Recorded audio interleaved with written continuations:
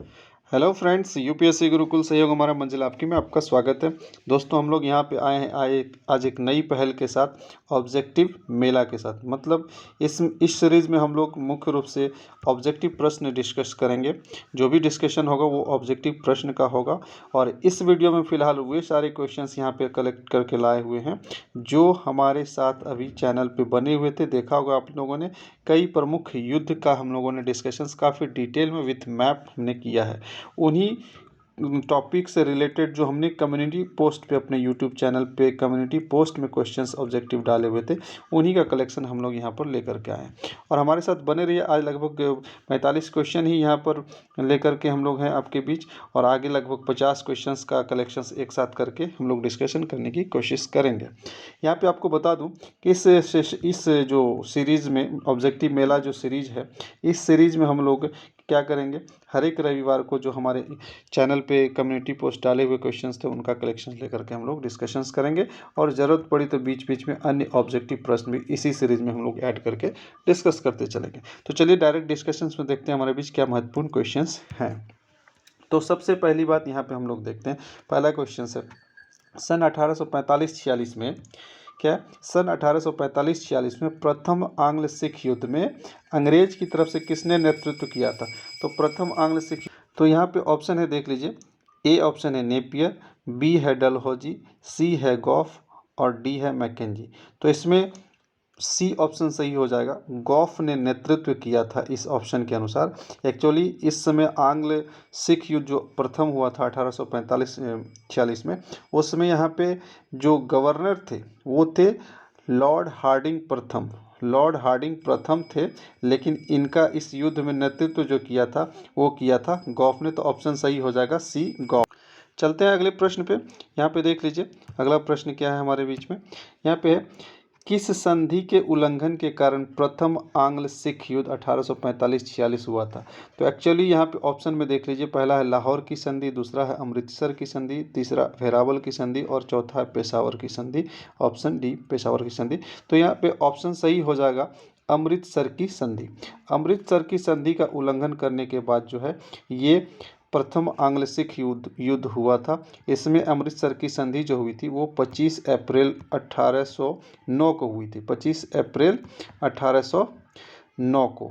तो इस चीज़ का ध्यान रखेंगे, 25 अप्रैल 1809 को अमृतसर की संधि हुई थी। इसी का उल्लंघन के बाद जो है ये प्रथम आंग्ल सिख युद्ध हुआ था। आगे चलते हैं नेक्स्ट क्वेश्चन पे।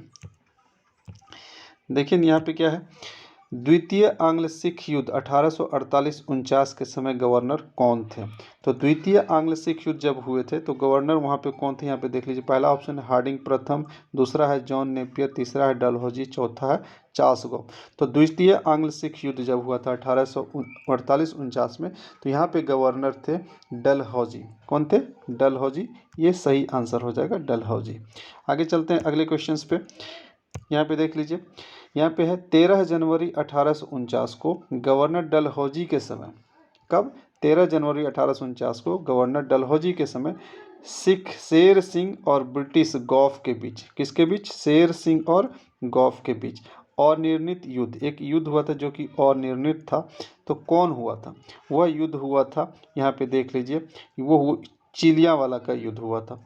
ये चिलियावाला का युद्ध में जो है, इस युद्ध में कोई निर्णय नहीं हुआ था और ये शेर सिंह और गॉफ के बीच लड़ा गया था 13 जनवरी 1849 को। तो ये ऑप्शन सही हो जाएगा चिलियावाला का युद्ध।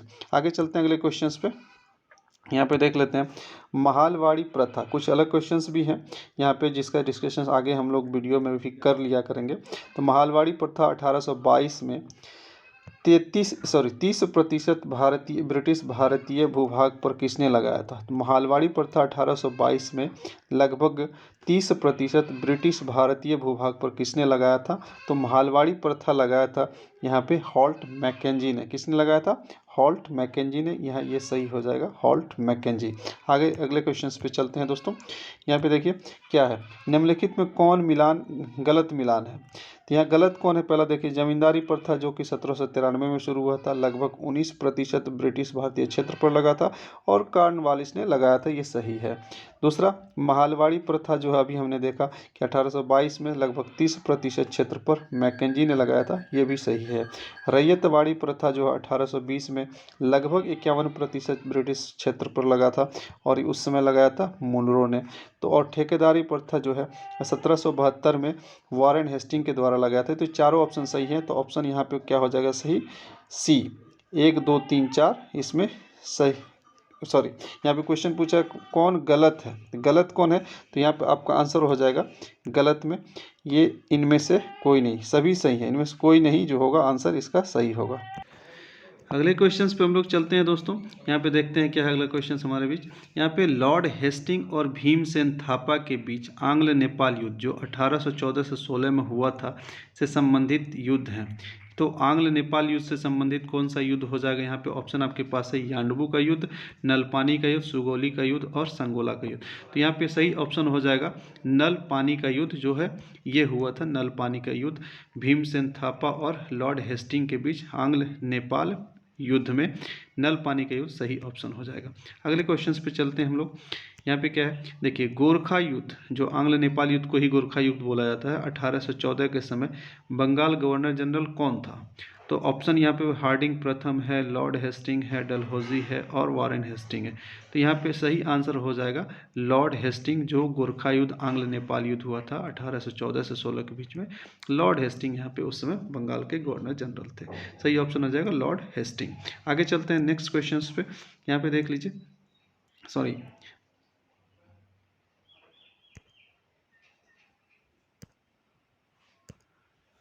एक मिनट, क्वेश्चंस यहाँ पे आपके आ जाएंगे।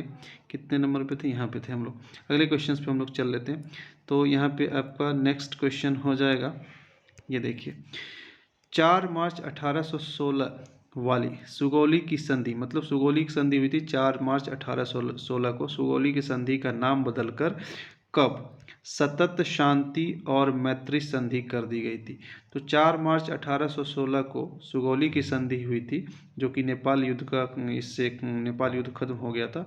तो उस सुगौली की संधि को कब नाम बदल करके सतत शांति और मैत्री की संधि कर दी गई थी? तो ऑप्शन यहाँ पे सही हो जाएगा बी, 1923 में इस सुगौली की संधि का नाम बदलकर सतत शांति और मैत्री की संधि कर दी गई थी।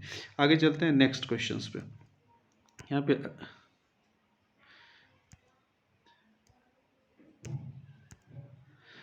अगला क्वेश्चन यहाँ पे देख लीजिए, क्या है? सुगौली किस लोकसभा क्षेत्र में आता है? तो एक्चुअली यहाँ पे ऑप्शन है पश्चिम चंपारण, पूर्वी चंपारण, मोतिहारी, सिवान। एक्चुअली सुगौली जो है वो आता है पश्चिम चंपारण लोकसभा क्षेत्र में, लेकिन भौगोलिक रूप से यदि हम क्षेत्र की बात करेंगे तो पूर्वी चंपारण जिले में आता है। लेकिन यहाँ पे लोकसभा पूछा गया तो इसलिए आंसर हो जाता है लोकसभा क्षेत्र में सुगौली चला जाता है। चंपारण पश्चिमी चंपारण के लोकसभा क्षेत्र में होता है, लेकिन जिला पूछेगा तो एक्चुअली ये जिला में आ जाता है पूर्वी चंपारण। तो ये ऑप्शन सही हो जाएगा, ऑप्शन पश्चिम चंपारण यहाँ पे सही हो जाएगा। अगले क्वेश्चंस की ओर चलते हैं हम लोग।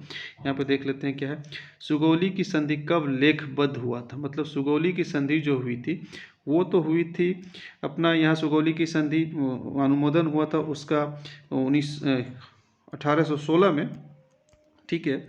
लेकिन ये अनुमोदन क्या होता है, ये 1816 में कब हुआ था? 1816 में सुगौली की संधि अनुमोदन हुआ था यहाँ पे लगभग 4 मार्च 1816 को।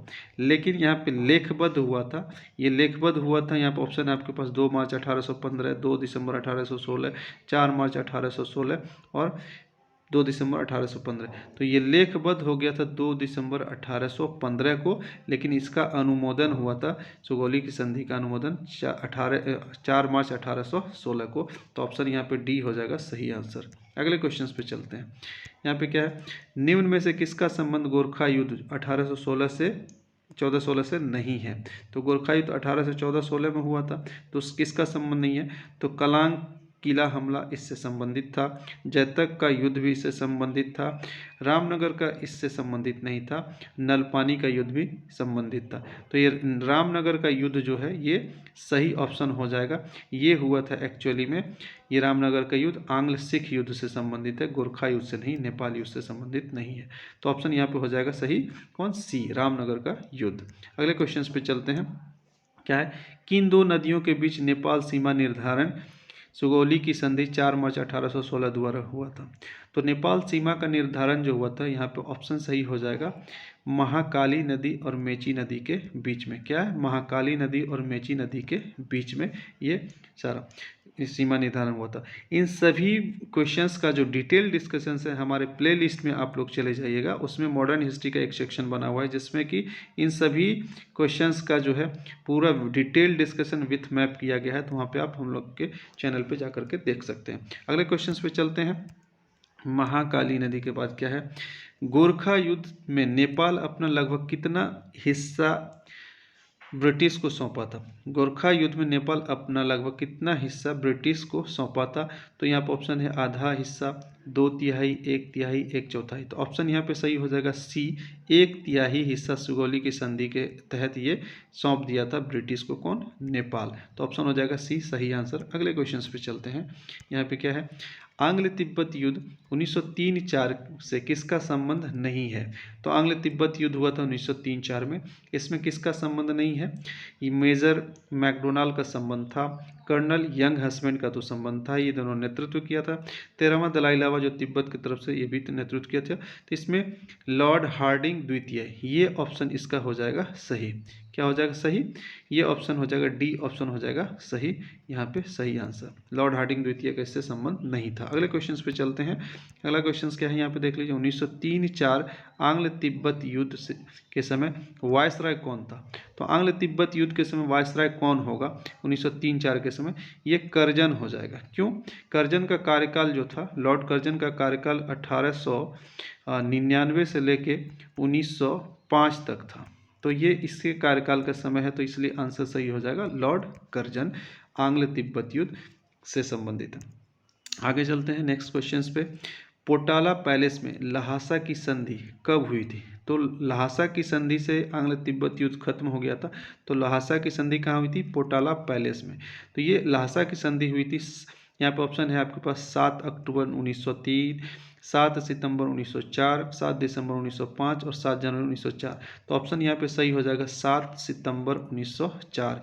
ये बी ऑप्शन सही हो जाएगा, लहासा की संधि 7 सितंबर 1904 को हुआ था। अगले क्वेश्चंस पे चलते हैं। यहाँ पे क्या है, शिमला सम्मेलन के तहत मैकमोहन रेखा कब निर्धारित की गई थी? तो शिमला सम्मेलन जो हुआ था और उसमें मैकमोहन रेखा निर्धारित की गई थी चीन और भारत के बीच में, तो 1914 में ये निर्धारित की गई थी। ऑप्शन बी सही हो जाएगा यहाँ पे। आगे चलते हैं नेक्स्ट क्वेश्चन पे। यहाँ पे देख लीजिए, लहासा की संधि जो 7 सितंबर 1904 के तहत कौन घाटी भारत के हिस्से में आई थी? लहासा की संधि के तहत भारत के हिस्से में कौन सी घाटी आई थी? ऑप्शन यहाँ पे तवांग घाटी, गलवान घाटी, चुम्बी घाटी और डोकलाम घाटी। तो ऑप्शन यहाँ पे चुम्बी घाटी, सी ऑप्शन सही हो जाएगा, जो कि यहाँ पे सी ऑप्शन सही होता है। चुम्बी घाटी भारत के हिस्से में उस समय आया था, जो कि लगभग 1808 तक ये रहा था। 1808 तक ये नहीं, सॉरी 1908 तक रहा था। 1808 नहीं, 1908 तक ये भारत के हिस्से में ये रहा था। आगे चलते हैं नेक्स्ट क्वेश्चन पे। यहाँ पे देख लीजिए, 7 सितंबर 1904 कि लहासा की संधि के तहत तिब्बत पर कितना जुर्माना लगाया था? तो लहासा की संधि के अनुसार तिब्बत पर जो लगाया गया था जुर्माना, वो लगभग 75 लाख रुपए का जुर्माना लगाया गया था। अगले क्वेश्चंस पे चलते हैं हम लोग। यहाँ पे देख लेते हैं क्या है, आंग्ल तिब्बत युद्ध या यंग हस्बैंड अभियान इसे कहा जाता है, के दौरान ब्रिटिश ने चीन को किस नाम की संज्ञा दी थी? जो आंग्ल तिब्बत युद्ध हुआ था, जिसे यंग हस्बैंड अभियान भी कहा जाता है, और ये कर्जन के समय हुआ था, तो इसमें चीन को क्या संज्ञा दी गई थी? यहाँ ऑप्शन है बिच्छू, चमगादड़, ड्रैगन और स्पाइडर। एक्चुअली उस समय एक अंग्रेज के अधिकारी हुआ करते थे, वो इसको चीन को बिच्छू की संज्ञा दिया था। ऑप्शन यहाँ पे सही हो जाएगा ए, बिच्छू की संज्ञा दी थी। कब? आंग्ल तिब्बत युद्ध में, यंग हस्बैंड अभियान में अंग्रेज की तरफ से चीन को बिच्छू की संज्ञा दी गई थी। अगले क्वेश्चन पे चलते हैं। यहाँ पे देखिए, किसने कहा ये किसका स्टेटमेंट है? जैसा कि मैंने हमेशा कहा, तिब्बत और कुछ नहीं बल्कि भेड़ है। यह किसने कहा था? जैसा कि मैंने हमेशा कहा, तिब्बत और कुछ नहीं बल्कि भेड़ है। तो भेड़ की संज्ञा किसने दी थी? ये यंग हस्बैंड ने कहा था। ऐसा यंग हस्बैंड ने क्या कहा था कि तिब्बत और कुछ नहीं बल्कि भेड़ है। तो तिब्बत को भेड़ की संज्ञा और चीन को जो है बिच्छू की संज्ञा दी थी। तो इसको ध्यान रखेंगे। तो यहाँ पे यंग हस्बैंड इस कहा था तिब्बत को भेड़। आगे चलते हैं नेक्स्ट क्वेश्चन पे। यहाँ पे हमारे बीच 13वें दलाई लामा का मूल नाम क्या है? तो 13वां दलाई लामा का मूल नाम जो है दोस्तों, यहाँ पे ऑप्शन है तेंजिंग ग्यानत्सो, नीम त्सो, लहामो धोंडुप, किम गंत्सो। तो ऑप्शन यहाँ पे हो जाएगा सी सही आंसर, लहामो धोंडुप। एक्चुअली ये 14वां दलाई लामा का नाम है तेंजिन ग्यानत्सो। तेंजिन ग्यानत्सो कौन है? 14वां दलाई लामा। लेकिन 13वां का नाम है लहामो धोंडुप। याद रखेंगे, ये आंग्ल तिब्बत युद्ध से संबंधित थे। अगला क्वेश्चन पे हम लोग चलते हैं। क्या है? 7 सितंबर 1904 ल्हासा की संधि के द्वारा ब्रिटिश भारत का कब्जा चुंबी घाटी पर कब तक बना रहा? तो चुंबी घाटी पर जो कब्जा बना रहा था, अभी हम लोगों ने डिस्कस किया कि ये 1908 तक रहा था, लेकिन 8 फरवरी 1908 तक रहा था। कब तक रहा था? 8 फरवरी 1908 तक। सी ऑप्शन इसका सही हो जाएगा, इसको ध्यान रखेंगे, बहुत इंपॉर्टेंट क्वेश्चन है। आगे नेक्स्ट क्वेश्चन पे चलते हैं। यहाँ पे देख लीजिए, आंग्ल बर्मा युद्ध के संबंध में कौन गलत है? आंग्ल बर्मा युद्ध 3 हुए थे कुल, उसके संबंध में कौन गलत है ये पूछा है। तो पहला युद्ध जो हुआ था 1824 से 26 के बीच में हुआ था, सही है। दूसरा युद्ध हुआ था 1852 से 53 के बीच, ये भी सही है। तीसरा युद्ध हुआ था 1885 से 86 के बीच में, ये भी सही है। तो इनमें से कौन गलत है? कोई गलत नहीं है, इनमें से कोई गलत नहीं है। ऑप्शन हो जाएगा डी सही आंसर। अगले क्वेश्चन पे हम लोग चलते हैं। आंग्ल बर्मा युद्ध के संबंध में कौन गलत? ये तो रिपीट हो गया, फिर वही क्वेश्चन है, एक बार इसको देख लीजिएगा। आगे नेक्स्ट क्वेश्चन पे चलते हैं। यहाँ पे कुल 3 आंग्ल बर्मा युद्ध से संबंधित गवर्नर या वायसराय कौन मिलान गलत है? गलत मिलान पूछ रहा है, ध्यान रखेंगे। तो यहाँ पे फर्स्ट में एमहर्स्ट थे, फर्स्ट युद्ध में एमहर्स्ट थे, जो कि 1800 फर्स्ट युद्ध हुआ था कब? 1816 से लेके 26 तक।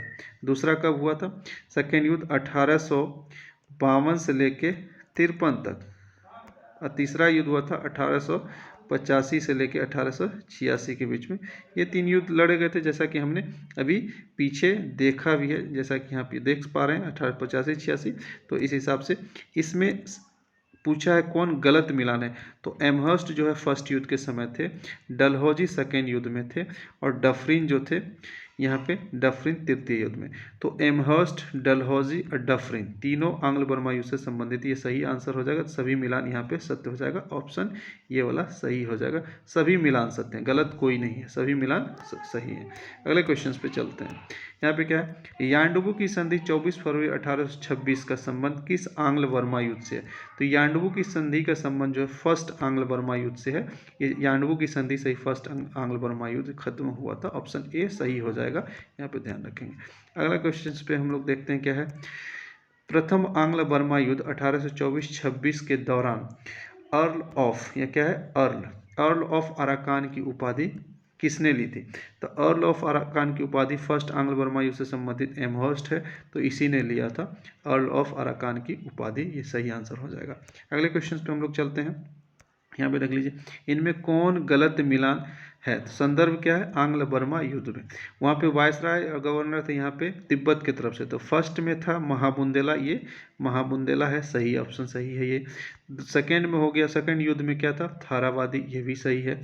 और थर्ड में थीबू मीन थे, ये भी सही है। तो आंग्ल बर्मा युद्ध जो अभी हम लोगों ने देखा 1816 से लेके 1826 के बीच में। दूसरा 1852 से लेके 53 के बीच में। और तीसरा जो हुआ था 1885 से लेके 1886 के बीच में। ये तीनों युद्ध जो हुए थे इस समय तिब्बत के तरफ से अलग अलग लोग थे। एक पहला में थे महाबुंदेला, दूसरा में थारावादी और तीसरा में थिबुमिन। तो यहाँ पे सभी मिलान सही है, ये ऑप्शन सही हो जाएगा। अगला क्वेश्चन से हम लोग चलते हैं। क्या है क्वेश्चन नेक्स्ट? ब्रिटिश द्वारा बर्मा का दक्षिणी या निचला क्षेत्र, जो कि प्रोम पीगू का जिक्र है, पर कब्जा डलहौजी के समय किस आंग्ल बर्मा युद्ध द्वारा हुआ था? तो मतलब प्रोम और पीगू पर कब्जा किस आंग्ल बर्मा युद्ध द्वारा हुआ था? तो ये द्वितीय आंग्ल बर्मा युद्ध के द्वारा ये प्रोम पीगू या दक्षिणी निचला क्षेत्र पर कब्जा किया गया था। आगे नेक्स्ट क्वेश्चन पे हम लोग चलते हैं। नेक्स्ट क्वेश्चन देख लेते हैं। जब 1935 भारत शासन अधिनियम के तहत बर्मा का भारत से अलग होने की घोषणा हुई तो उस वक्त वायसराय कौन थे? तो 1935 के समय जो है जब भारत शासन अधिनियम के तहत जो बर्मा भारत में शामिल होने की घोषणा हुई थी, उस समय जो थे यहाँ पे वायसराय थे ये वेलिंगटन। कौन थे? 1935 के में वायसराय वेलिंगटन थे। अगला क्वेश्चन पे हम लोग चलते हैं। क्या है यहाँ पे देखिए, जब 1937 में बर्मा को भारत से अलग कर दिया गया तो उस वक्त वायसराय कौन थे? उस वक्त वायसराय, एक्चुअली पिछले क्वेश्चन में हमने गलत बोल दिया। पिछले क्वेश्चन में ये था कि जब बर्मा अलग होने की घोषणा हुई थी तो वेलिंगटन थे उस समय वायसराय। 1935 के अधिनियम के तहत जब घोषणा हुई थी, लेकिन जब अलग हुआ तो उस समय क्या क्वेश्चन है कि 1937 में बर्मा अलग हुआ भारत से, तो उस समय जो है वायसराय कौन थे? तो अलग होने के समय यहाँ पे लिनलिथगो वायसराय बन गए थे। लिनलिथगो वायसराय बन गए थे ये अलग होने के समय, ये घोषणा के समय है, ये घोषणा के समय है, ध्यान रखेंगे दोनों क्वेश्चन। घोषणा के समय 1935 में वेलिंगटन और अलग होने के समय जो 1937 में लिनलिथगो। अगला क्वेश्चन पे हम लोग चलते हैं, देख लेते हैं क्या है। प्रथम आंग्ल बर्मा युद्ध जो 1824-26 से कौन संबंधित नहीं थे? प्रथम आंग्ल बर्मा युद्ध से कौन संबंधित नहीं थे? तो यहाँ पे ऑप्शन देख लीजिए।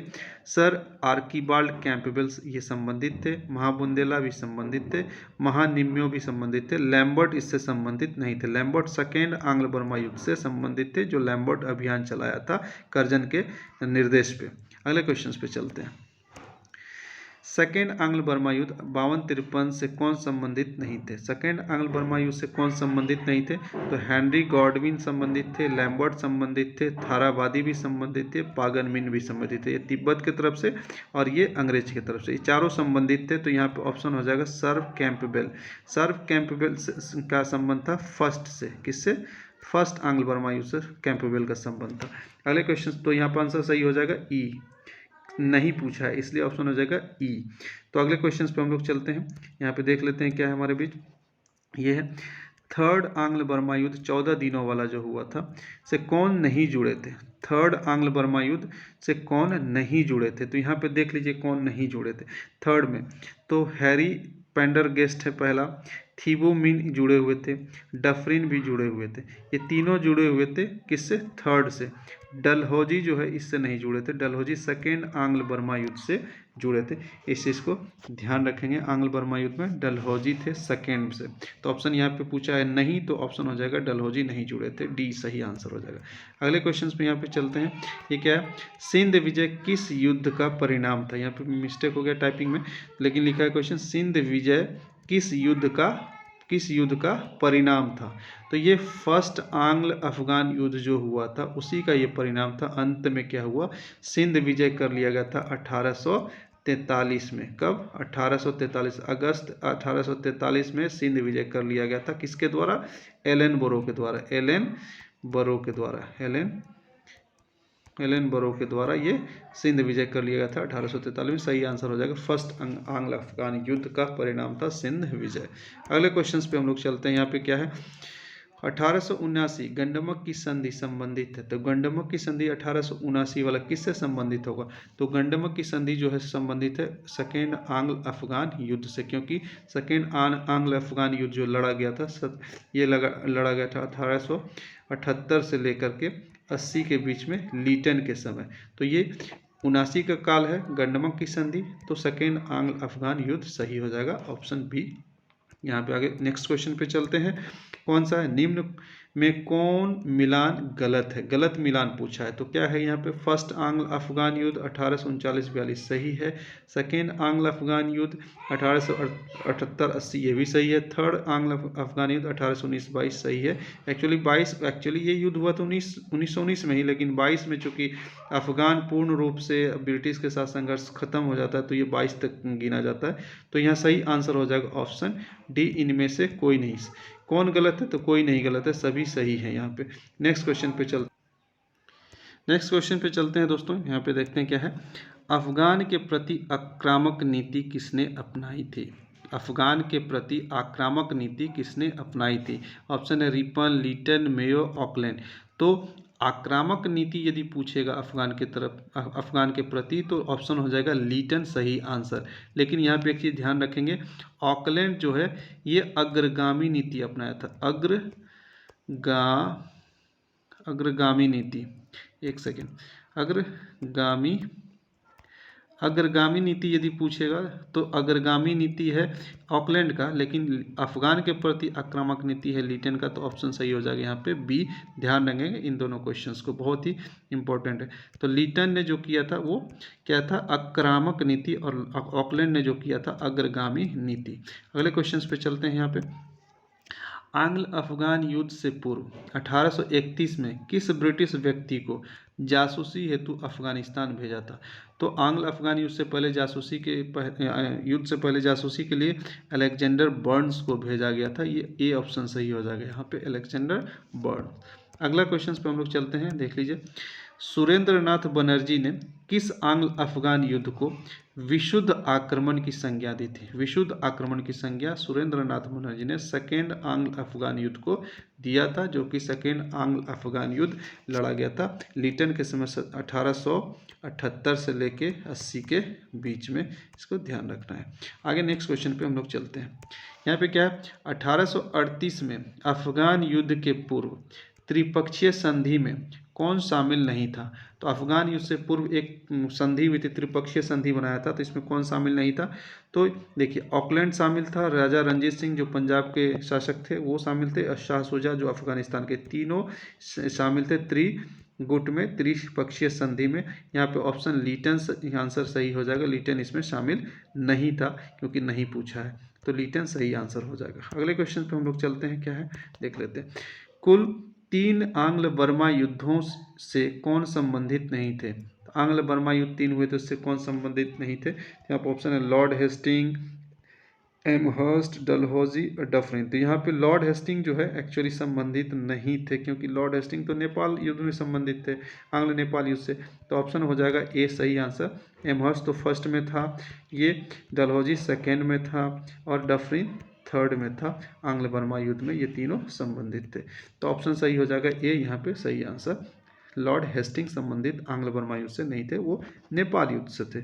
अगले क्वेश्चन पे चलते हैं दोस्तों। आज यहाँ पे इतना ही क्वेश्चन है, लेकिन यहाँ पे मैं बता दूँ कि आप यदि हमारे YouTube चैनल पे जाएंगे तो YouTube चैनल में क्या है, एक देखेंगे वहाँ पे एक सेक्शन आएगा कम्युनिटी सेक्शन।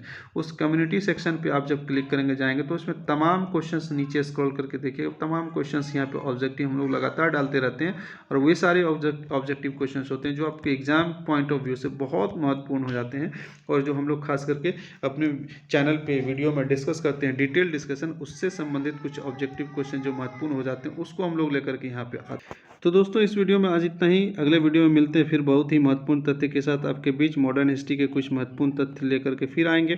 तो आज इतना ही, बहुत बहुत धन्यवाद। फिर मिलते हैं नेक्स्ट वीडियो में। Thank you. जय हिंद, जय भारत, वंदे मातरम।